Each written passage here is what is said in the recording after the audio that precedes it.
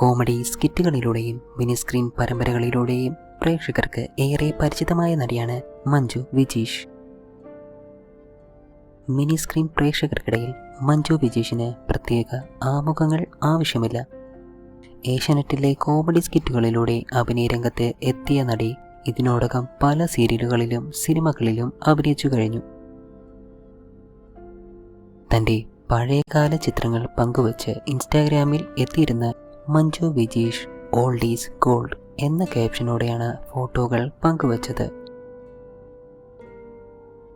പണ്ടത്തെ കോളേജിലെ രാജകുമാരിയാണ് ഇത് എന്ന് പറഞ്ഞ ഒരു കമന്റും ചിത്രത്തിന് താഴെ കാണാം.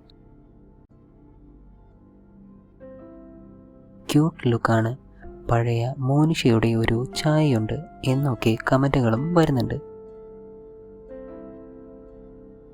കോളേജ് കാലം മുതലേ നൃത്തങ്ങളിലും മറ്റ് കലാപരിപാടികളിലുമെല്ലാം വളരെയധികം സജീവമായിരുന്ന മഞ്ജു 20ഓളം സംഗീത ആൽബങ്ങളിലും ടെലിഫിലിമുകളിലും അഭിനയിച്ചിട്ടുണ്ട്.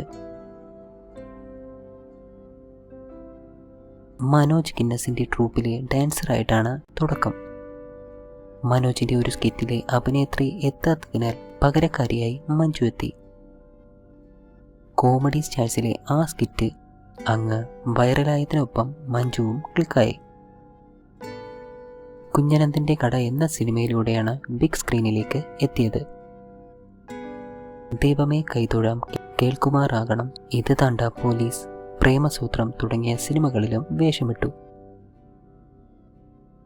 സന്മനസ്സുള്ളവർക്ക് സമാധാനം, കുടുംബവിളക്ക്, കയ്യെത്തും ദൂരത്ത് പോലെയുള്ള മിനി സ്ക്രീൻ പരമ്പരകളിലൂടെയും മഞ്ജു വിജീഷ് ഏറെ പരിചിതമായി.